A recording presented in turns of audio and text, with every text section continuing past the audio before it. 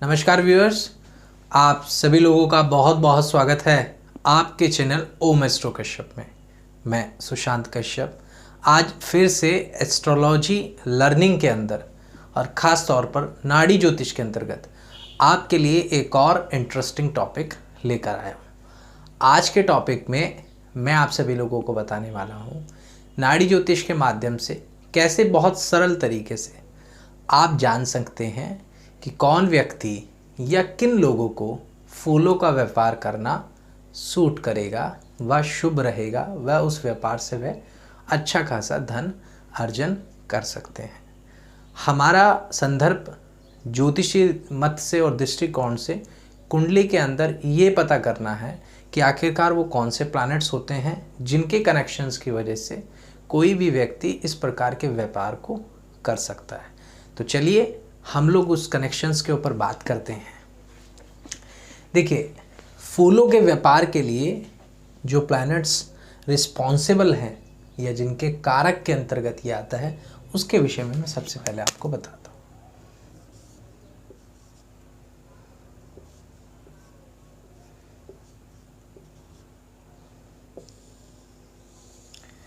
देखिए, फूलों को अगर आपने जज करना है तो उसके अंदर शुक्र का सबसे बड़ा और महत्वपूर्ण योग होता है। उसके बाद में बुध का संबंध है। देखिए, शुक्र सुंदरता का कारक है। फूल देखने में सुंदर होते हैं। फूलों के अंदर बहुत विभिन्न प्रकार के रंग होते हैं, वह देखने में ब्राइट होते हैं। तो शुक्र का संबंध वहाँ पर आता है। खुशबू की तरफ अगर आप चलें तो परफ्यूम्स और ये सारी चीज़ें जो खुशबूदार चीज़ें हैं वो सब शुक्र के अंतर्गत आती हैं। इसके बाद में बुध का संदर्भ आता है प्रोडक्शन को लेकर या व्यापार को लेकर, ट्रेडिंग करने को लेकर। किसी भी प्रकार किसी भी चीज़ की प्रोडक्शन करना या उसका उत्पादन करना वो बुध से संबंध रखता है। नेचुरलिटी का कारक भी है। कोई भी पेड़ पौधा या कोई भी ग्रीनरी आपको देखनी है तो बिना बुध के आप उसकी गणना नहीं कर सकते। तो शुक्र और बुध मिलकर फूलों को डिसाइड करते हैं कि भाई ये बन गया हमारा फूल या फूलों का काम। अब ये काम जब तक करेगा और उसको लाभ मिलेगा, ये कैसे हम डिसाइड करें और कौन से ग्रह से जुड़ने पर वो काम कर सकता है, ये भी हमें देखना ज़रूरी है। तो अब यहाँ पर एंट्री होती है कर्म कारक या प्रोफेशन कारक सैटर्न की। शनि का जब शुक्र और बुध से संबंध आता है तो ऐसे लोग फूलों का व्यापार कर सकते हैं और फूलों के व्यापार से उन्हें अच्छा खासा लाभ हो सकता है। बुध बिजनेस का कारक भी होता है, तो बुध के जुड़ने पे व्यापार भी कनेक्ट हो गया हमसे। शुक्र जैसे कहा प्रेजेंटेशन से लेके फूल के बहुत सारी वेराइटीज़, उसके अंदर रिफाइनमेंट्स होना, साथ साथ खुशबूदार होना, ये सारी चीज़ें शुक्र में आ जाती हैं। बुध आपको एबिलिटी देता है किसी भी चीज़ को स्मेल करने की। तो यहाँ पर ऑलमोस्ट सारे कारक आपको बहुत आसानी से दिखते हैं और आप बहुत आसानी से कुंडली में देख सकते हैं कि शनि, शुक्र और बुध का अगर आपस में संबंध है तो ऐसा व्यक्ति इस काम को कर सकता है। अब संबंध कैसे देखना है नाड़ी ज्योतिष में?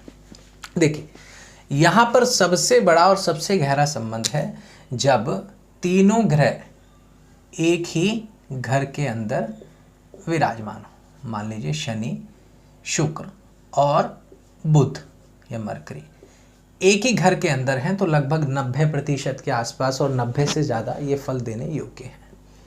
इसके बाद में यदि मान लीजिए कि शनि यहाँ बैठा हुआ है और मरकरी और शुक्र का संबंध पंचम भाव से आ रहा है, तो यहाँ पर आप देख सकते हैं कि इसका ट्राइनल एस्पेक्ट बनता है। तो यहाँ पर भी ये व्यक्ति प्रोफेशन अपना सकता है। लेकिन यहाँ पे जो पॉसिबिलिटी और जिसे हम कहते हैं चांसेस जो हैं, उस चांसेस को आप लेकर चलेंगे तो वो ऑलमोस्ट 70 to 80% के आसपास में 60 to 70% के आसपास में आप यहाँ पर मेज़र कर सकते हैं। अगर शनि के सामने शुक्र और बुध हैं वहाँ पर ऑलमोस्ट 80%, 70 to 80% के पास में चांसेस हैं कि ऐसा व्यक्ति अगर इस व्यापार को करता है तो उसे फ़ायदा मिलेगा। देखिए, समझना बड़ा सरल है। शनि कर्म कारक है, शनि प्रोफेशन का कारक है। शनि की यात्रा में जब भी उसके आगे बैठे वाले प्लैनेट्स आएंगे, व्यक्ति अगर ऐसा काम करेगा तो ही उसको सक्सेस मिलेगी, नहीं तो परेशानियां होंगी।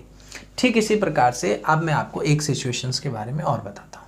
मान लीजिए शनि यहाँ बैठा हुआ है और बुध यहाँ पर है और शुक्र यहाँ पर है, तो इस कॉम्बिनेशन के अंदर भी आप बहुत आसानी से कह सकते हैं कि व्यक्ति को अच्छी खासी सक्सेस इस व्यापार के अंदर मिल सकती है। अब ये तो मैंने केवल आपको मोटे मोटे तौर पर यहाँ पर समझाया। अगर आप स्पेसिफिक कुंडली में देखेंगे तो वहाँ राशियों के साथ जुड़ने पे और विशेष महत्व आ जाता है। उसमें आप कैटेगरी को भी डिफ्रेंशिएट कर सकते हैं कि कौन सी कैटेगरी के फ्लावर्स का बिजनेस करें, कौन से एरिया के अंदर करें, ट्रेडिंग करें या प्रोडक्शन करें, और सारी चीज़ों को आप काउंट करके और माइन्यूटली जा सकते हैं। लेकिन मोटा मोटा अगर आपको देखना है तो वो बहुत आसानी से आप यहाँ पर देख सकते हैं। कई बार कुंडलियों के अंदर शनि शुक्र का राशि परिवर्तन हो रहा हो, तब जाके शुक्र बुध से शनि का संबंध बन रहा हो, तो तब भी संभावनाएं अच्छी खासी इस बिजनेस की होती हैं। यहाँ पर मैं एक चीज़ बोलूँगा कि हर वक्त तो बुध और शुक्र साथ में नहीं रहेंगे, कई बार आगे पीछे हो सकते हैं, साथ में हो सकते हैं। तो वहाँ कंडीशन में आपने ये देखना है कि अगर शनि वक्री है तो वक्री होकर वो लगभग दोनों से संबंध बना ही लेता है, तब भी फूलों का व्यापार व्यक्ति कर सकता है। तो आज के लिए वीडियो में इतना ही। मैं आशा करता हूँ आपको ये वीडियो अच्छी लगेगी और इजीली बहुत आसानी से आप किसी के भी प्रोफेशन को देख सकते हैं। आपने अगर मेरे चैनल को अभी तक सब्सक्राइब नहीं किया है तो आप प्लीज़ इसे सब्सक्राइब कर लें। मुझसे कोई भी आपको क्वेरी हो तो आप इस वीडियो के डिस्क्रिप्शन बॉक्स से मेरा कॉन्टैक्ट नंबर ले सकते हैं। बहुत बहुत धन्यवाद। Thank you.